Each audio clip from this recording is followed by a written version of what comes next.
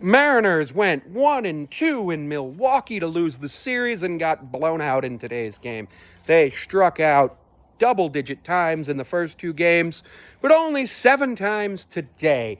Cal Raleigh had the day off. Ty France did not play in the series for a good reason, as his daughter was born, so I can't fault him for that.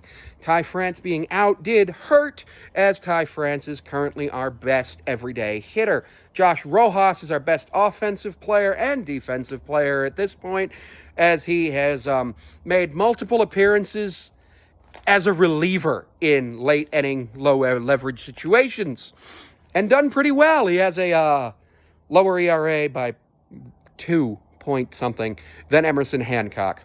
Seby Zavala got the start at catcher, and he batted 9th. In 9 plate appearances this season, he is slashing 000, 000, which is, of course, the worst you can triple slash. And he has made several errors as a catcher. He hasn't thrown out a single base runner attempting to steal. He can't frame a pitch.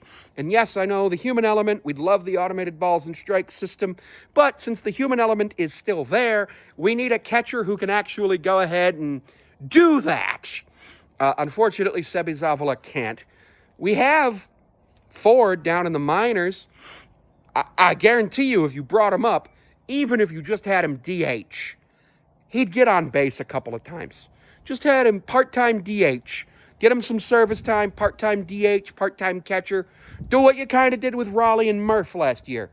You'd have a much better situation. Mitch Garver's our full-time DH, but you want him to have a day off here and there. Yesterday was a really good win.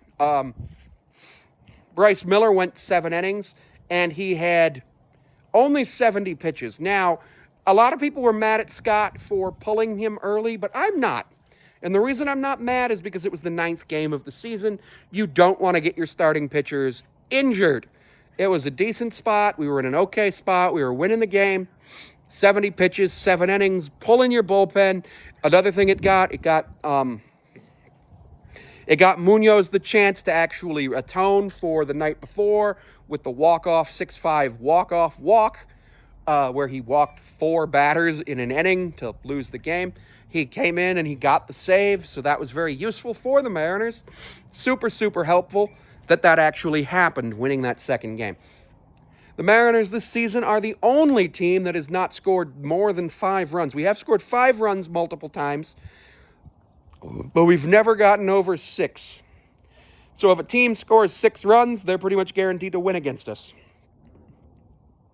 Emerson Hancock is not a Major League ready arm. I don't believe he's pitched a full season at any minor league level, which is, of course, a huge problem if we want him to be our number 6 and come up and replace Brian Wu while he's on the injured list. Brian Wu's probably going to be out for another 2 to 3 weeks, so at least another 2 to 3 starts for Hancock, and I'm not happy about that. I'm not happy about the guy who's taking the mound every 5th day having an 11.3 ERA. Not great. Giving up lots of hits. He did get a bunch of strikeouts. I believe he had 7 of our strikeouts today. 7 of the 11 strikeouts that the Brewers had were off of him. But the problem is he was giving up way too many hits, allowing way too many base runners. And no matter how many people you strike out, the more base runners you allow, the more often the other team's going to score. That's just simple math. It's like how, when you are on offense, if you leave 20 runners in scoring position but scored 14 runs, that's a little like you're like, okay, we had 34 chances to score and we cashed in on 14 of them or something like that. That's a thing on offense. That's great. The more runners you leave in scoring position or runners left on base, the more often you're going to score. That's just a thing. But the more runners you allow on base, the more runs you're going to give up. And it's annoying. Tomorrow, the Mariners start a 3-game set in Toronto before going back to Seattle on Friday. It's Toronto's home opener. I fully expect Toronto to go out there and play really well. But Toronto also hasn't been playing well. Their batting average is under 200. So I fully suspect them to bat 1,000 during the first inning of the game for like an hour and just be up like 35-0 by the end of the first inning, by the end of the bottom of the first. Well, we've struck out 3 times. Our bullpen will be available well on Tuesday. For tomorrow, it's not in a great spot. Of course, we always have Josh Rojas, who we can throw out there if we're in a low-leverage situation, which is sad to say that, but Josh Rojas is the best player on this team right now. Julio's kind of coming out of his slump. Scott said he had some stuff going on with his swing timing and that he's working on it, and I could definitely tell today that Julio has been doing some work and getting better. JP had some batting average on balls in play, bad luck today. He had some good contact. It's just good defensive play stopped him from getting on base. Haniger had the day off, which is fine. They're trying to protect him. They want him available for all 3 games in Toronto. I'm cool with that. Raleigh had the day off. I'm cool with that as long as it's not Zavala starting. And normally Zavala would start on a Sunday during the day games that we have, which is very frustrating to have a guy who hasn't gotten on base during the entire season. 9 plate appearances, not on base once. It also appears that he was calling pitches in a manner that didn't make sense. Because it didn't matter who was pitching.